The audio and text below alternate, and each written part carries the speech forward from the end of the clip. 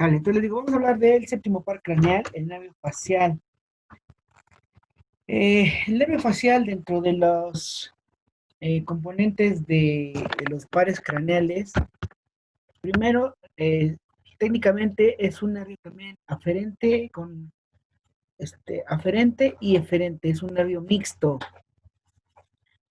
posee los dos componentes en cuanto a inervación, a inervación.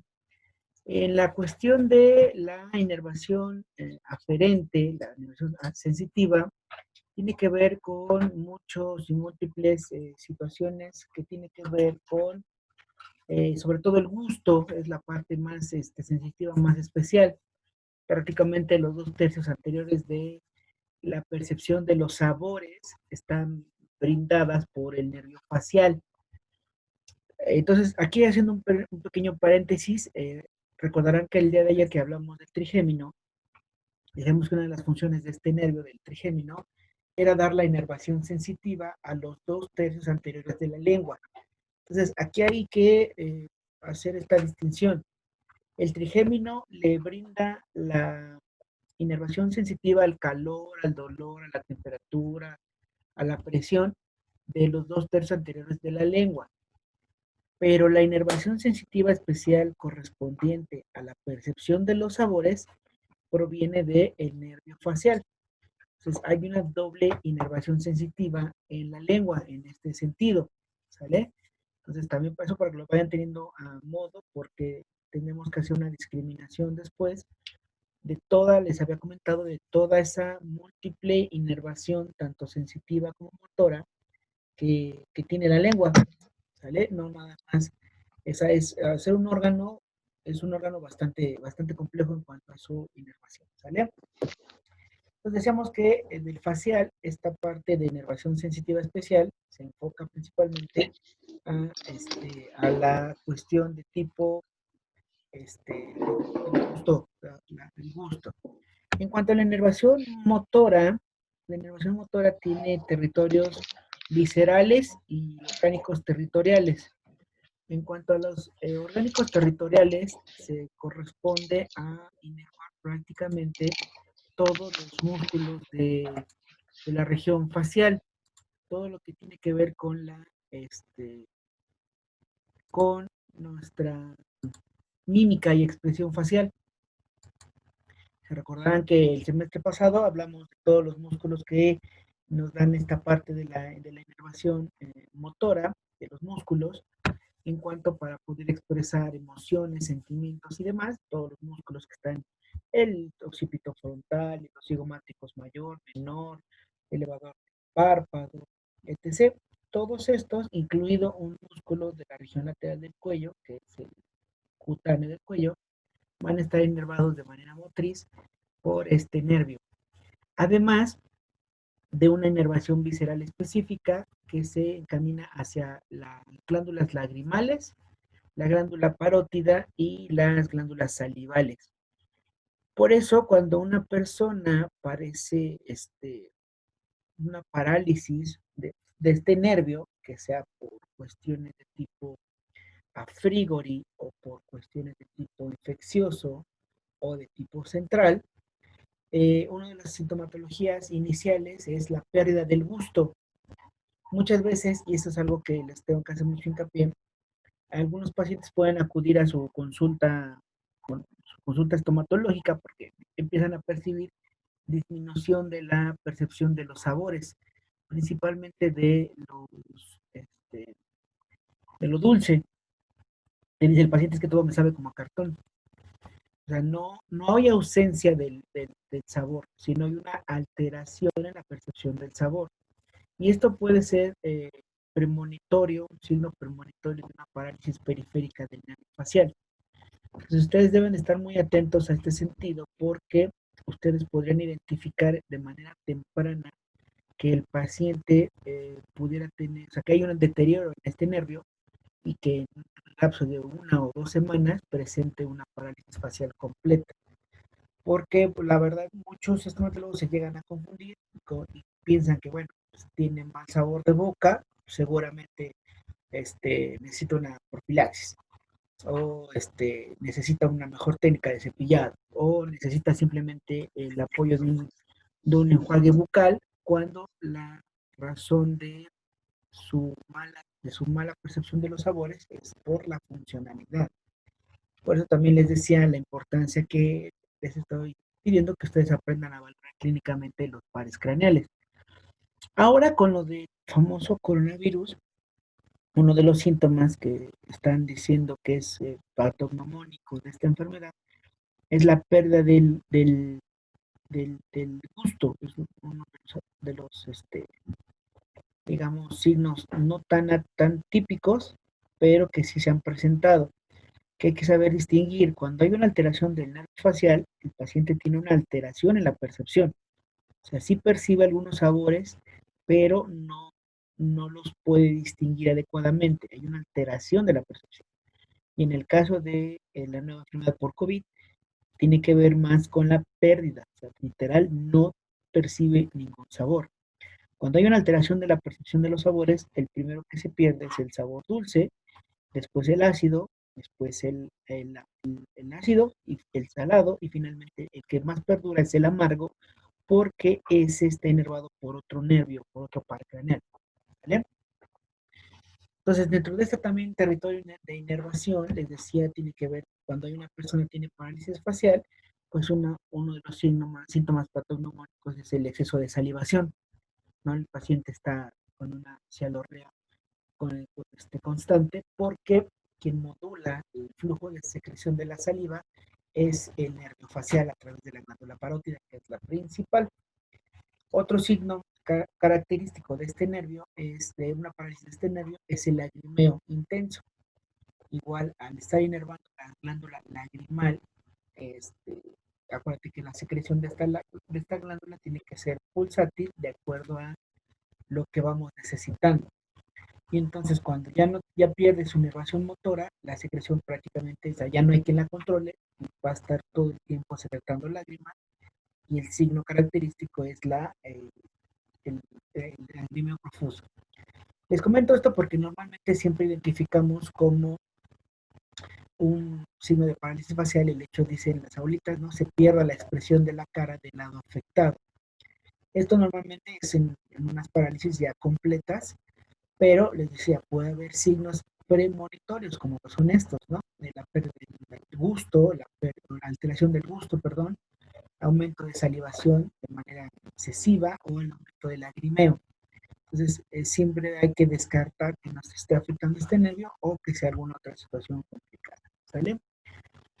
Les decía entonces que este nervio, igual, el sensitivo motor, es un tanto complejo en el sentido de sus recorridos. Es un nervio que también se va a originar prácticamente en el cerebro primitivo, prácticamente en lo que es, aquí a diferencia, la mayoría de los nervios se originan todos en la protuberancia, su origen aparente, pero en el caso de nuestro nervio facial lo vamos a encontrar en este ángulo entre nuestro bulbo raquídeo y nuestra protuberancia. ¿Sí? Entre nuestro bulbo raquídeo y nuestra protuberancia. Ahora bien, este origen en su recorrido va a tener dos recorridos específicos. Lo que conocemos al interior de la cavidad craneal va a tener un recorrido intracraneal y va a tener un recorrido extracraneal.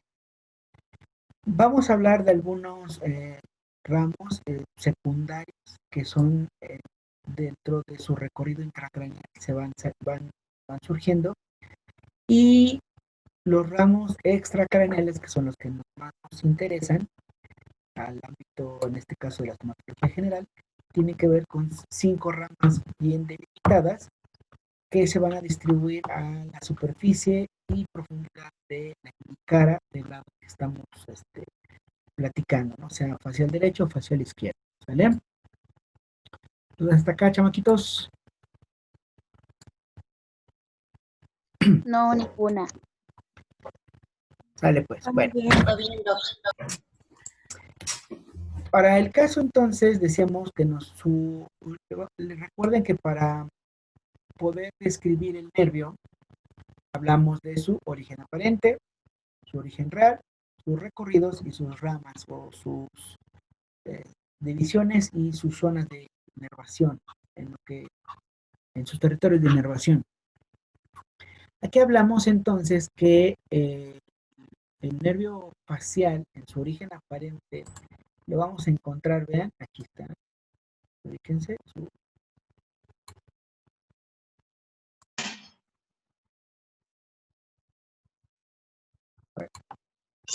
lo ubicamos su origen aparente en la región lateral de la unión entre la protuberancia y el bulbo raquídeo. En algunos libros le llaman el puente mesencefálico. O sea, el punto de unión propiamente dicho es entre la protuberancia y el bulbo raquídeo entre hacia la cara lateral. ¿Sale? Prácticamente de aquí, desde esta posición, nuestro bonito nervio facial va a tener un recorrido, sus fibras aquí la estamos viendo, se van a dirigir en un sentido postero anterior y va a tener un recorrido tanto intracraneal como extracraneal, el cual ahorita iremos analizando. En sus orígenes reales, acuérdate y repetimos, los orígenes reales tienen que ver con aquellos grupos de neuronas que están inmersos en toda esta masa eh, encefálica y que van a recibir información o van a emitir alguna información de acción. En el caso de nuestro nervio facial, va a estar compuesto por específicamente tres núcleos. Tres núcleos.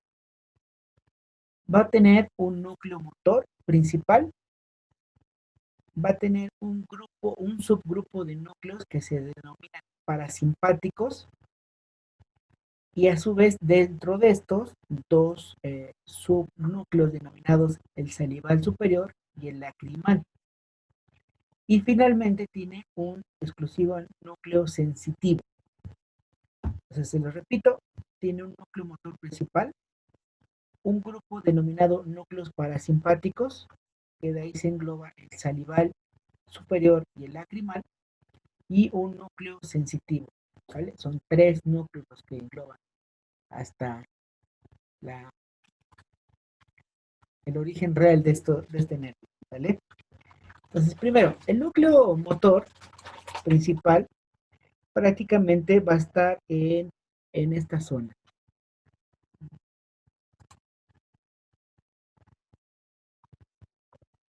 Prácticamente es el más superficial, el núcleo motor. Va a estar prácticamente en la profundidad de la formación entre lo que es la protuberancia y nuestro bulbo. Entonces lo encontramos en esta zona prácticamente nuestro motor, nuestro núcleo motor principal.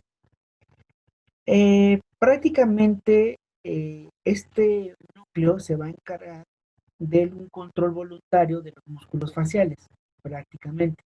Este núcleo motor es el que va a emitir que nosotros podamos generar las expresiones faciales de control voluntario de acuerdo a lo que sintamos, ¿no? Lo que ocupan mucho los actores, ¿no? Para generar expresiones faciales de acuerdo a la situación que así se requiera. Pero se ha descubierto que tienen algunas fibras, este mismo núcleo, de un control involuntario, que van a controlar los cambios emocionales de esa manera, involuntarios, ¿no? O sea, si tú vas caminando, te espantas, ¿no? Tu cerebro dice, ah, hay que hacer cara de espanto, ¿no? Es de manera involuntaria el que tú generes la expresión de miedo. Sin en cambio, si yo estoy en el salón y te digo, a ver, genera una expresión voluntaria de miedo, puedes generarla. ¿Sí me explico? Entonces, este núcleo motor tiene principal función el control voluntario, pero tiene aferencias que lo generan hacia un control involuntario de las expresiones faciales. ¿Sale?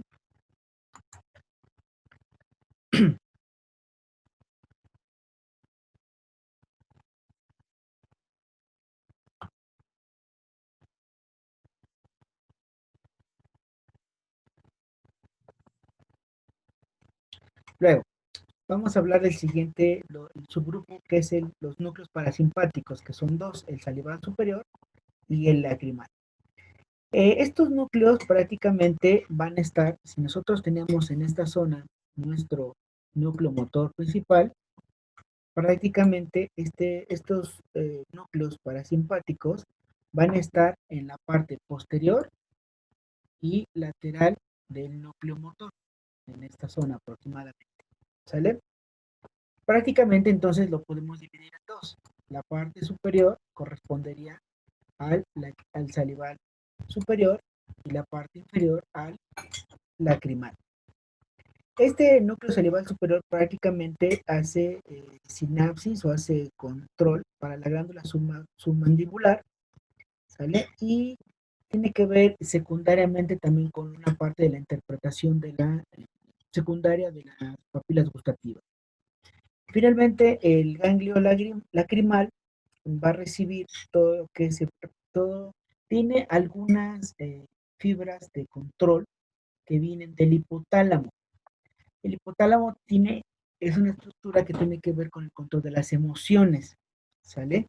Entonces, cuando estas fibras aferentes del hipotálamo, o sea, cuando estamos tristes, esto genera la emoción, manda la información a el núcleo lacrimal, y entonces es por eso que lloramos. Una expresión del dolor tiene que ver con la secreción de la glándula lacrimal, mediada por fibras aferentes provenientes del hipotálamo. ¿Sale? Asimismo, este mismo núcleo va sensando cómo está aumentado nuestro ojo y en base a eso ir secretando la lágrima para favorecer la adecuada lubricación de la misma, ¿no? Y aquí este núcleo recibe unas aferencias secundarias por parte del nervio trigémino. Recuerda que el trigémino es el que va a inervar sensitivamente la conjuntiva. Y entonces el trigémino dice, ¿sabes qué? La conjuntiva necesita más lubricación, está muy seca, le avisa a este núcleo y este núcleo manda la información para que la glándula lacrimal secrete la lágrima adecuadamente. ¿Sale?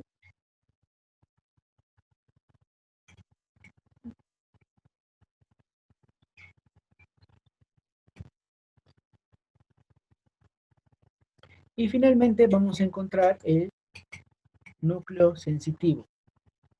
Este núcleo sensitivo prácticamente es el que se va a encargar de el núcleo sensitivo es el que se va a encargar de recibir la percepción especializada del gusto. Este núcleo sensitivo evidentemente es el que recibe la información de las papilas gustativas de los 2/3 anteriores de nuestra lengua, pero recibe también aferencias sensitivas tanto del noveno como del décimo par craneal, que estos dos nervios, el noveno y el décimo par craneal, el nervio glosofaringio y el nervio vago, son los que se encargan también de inervar sensitivamente del gusto a nuestra lengua. Entonces, este núcleo sensitivo es el que se encarga de integrar la información para que nosotros podamos percibir adecuadamente y adecuadamente este, las percepciones de los sabores, ¿vale? ¿Algún comentario? ¿Dudas?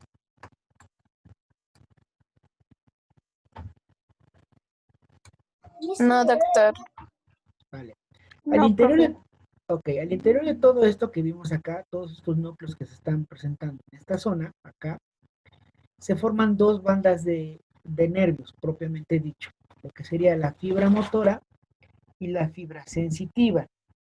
La fibra, la fibra sensitiva recibe el nombre de el nervio intermediario de Reisberg.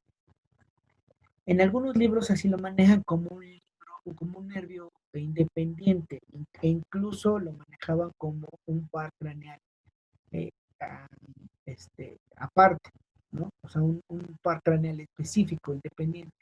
Ahora se sabe que no es así, sino que sucede que a diferencia de otros nervios, la integración de las fibras nerviosas prácticamente es antes de que emerjan, pero aquí se pueden todavía inicialmente distinguir las dos fibras nerviosas, tanto la sensitiva como la motora, y entonces coloquialmente se queda así utilizado, que el nervio, la raíz sensitiva del nervio facial se le denomina nervio intermediario de Weisberg, ¿sale? Entonces, una vez que nuestro nervio emerge en su origen aparente, el que ya habíamos mencionado, prácticamente va a pasar o se va a dirigir primero por debajo de los lóbulos del cerebelo, que tendrán que estar aquí, parte de estructuras del lóbulo occipital, y estaría prácticamente dirigiéndose en un sentido, primero en sentido postero-anterior y ligeramente hacia afuera, sobre el piso posterior de la base del cráneo, sobre el piso posterior de la base del cráneo, ¿sale? Aquí, ojo, en este mismo recorrido se va acompañando del octavo craneal, pues, es decir, de nuestro este, nervio vestibulococlear, ¿sale?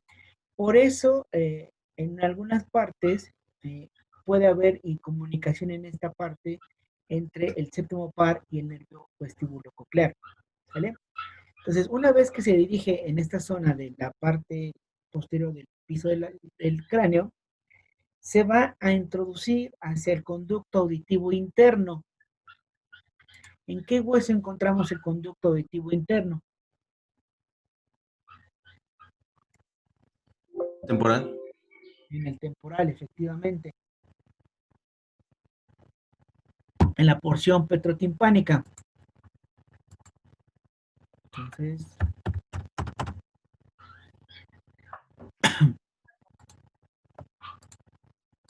vean. ¿Ya vieron? Entonces aquí vemos cómo, lo estoy viendo desde arriba, cómo desde su zona de origen, les decía, se dirige en sentido antero-posterior y ligeramente hacia afuera para introducirse prácticamente al conducto auditivo interno, o también conocido como meato auditivo interno. Recibe ese nombre. Ahora, entonces, una vez que alcanza el conducto auditivo interno, es aquí, vean, entonces vamos a desaparecer un poquito nuestro hueso temporal. Vean cómo tiene un recorrido interno prácticamente. Y es aquí, acuérdate, como ingresa el conducto auditivo interno, va prácticamente a estar por dentro de nuestra porción petrotimpánica y en contacto con el oído interno y el oído medio. Y es aquí donde hablamos del recorrido intrapetroso, ¿sale? Con recorrido intrapetroso, que va dentro de la porción petrotimpánica, ¿sale?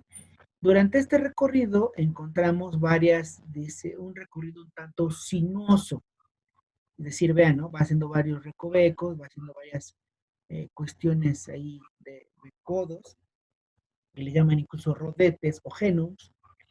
Aquí encontramos dos cosas. Uno, al interior de esta porción petrosa va a tener varios ramos comunicantes que se denominan, o más bien denominados ramos intrapetrosos. Estos ramos intrapetrosos prácticamente se van a encargar de meramente sensitivos. Y hablamos, por ejemplo, del nervio petroso mayor, hablamos del nervio cuerdo del tímpano, que también es el que da inervación sensitiva a nuestra membrana timpánica y tiene relación directa con el plexo carotidio del nervio trigémino. Hablamos del nervio estapedio, del nervio comunicante con el nervio vago y un ramo sensitivo del conducto auditivo externo. Entonces, estos se denominan ramos intrapetrosos porque van dentro de la porción petrosa. ¿Qué de importancia encontramos al interior también? Voy a desvanecer, a ocultar esto. Encontramos un ganglio externo de integración que se denomina el ganglio geniculado.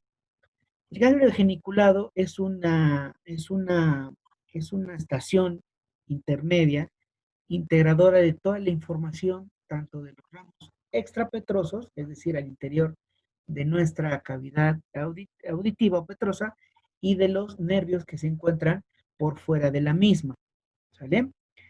les voy a mostrar aquí cómo es el recorrido al interior de la cavidad petrosa.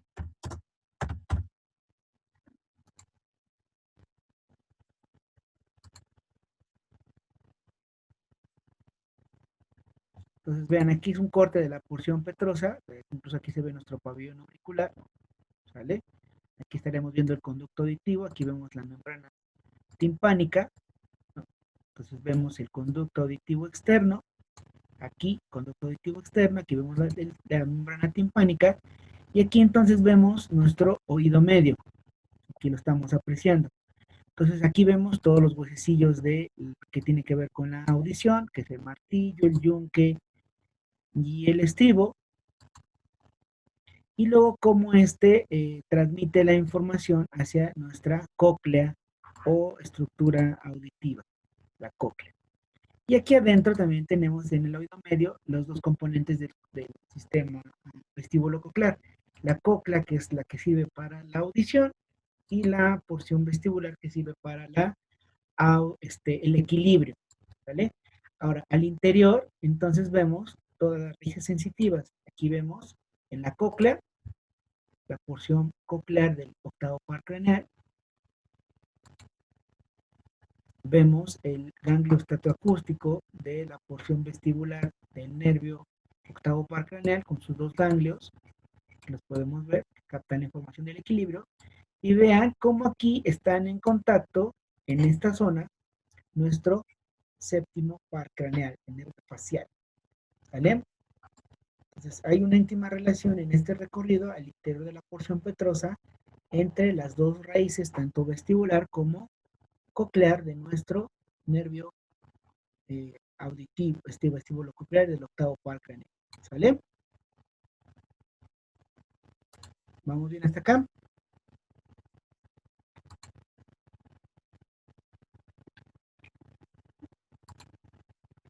Sí, profe. Sale. Ahora bien, les decía entonces, esto es un recorrido, el recorrido intracraneal, y entonces nuestro nervio, una vez que recorre la parte interna de la zona de petrotimpánica, aquí lo estamos viendo otra vez, ahí se mete, ahí ingresa, va a emerger, tiene que salir forzosamente, no puede, para distribuirse en las estructuras faciales, ¿no? Se introduce. Y entonces va a emerger este nervio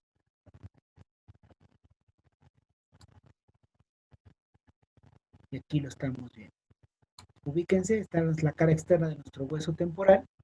Aquí vemos el conducto auditivo externo, cavidad glenoidea, cóndilo de temporal, ¿sale? Y aquí vemos cómo emerge nuestro nervio facial. ¿Cómo se llama el agujero que está entre estas dos apófisis?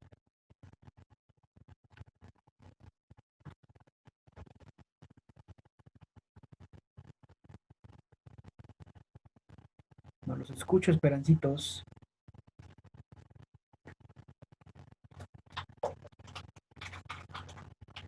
Ahora todos callados, nadie habla. Es que casi no ¿Casi no funciona qué? en internet, profe. Estamos concentrados, profe. Ah, sí, ya está hasta... Pasan. ¿Cómo se llama este agujero? A ver, investíguenlo. El que está aquí, entre esta apófisis y esta apófisis. El estiloideo. No, por ahí vas. No, es El video. El glenoideo. A ver, investíguenlo. auditivo. Te vuelvo a crear la nueva sesión porque tenemos menos de un minuto. Ahorita me lo dicen, ¿sale? En la siguiente sesión. No, mastoideo, no.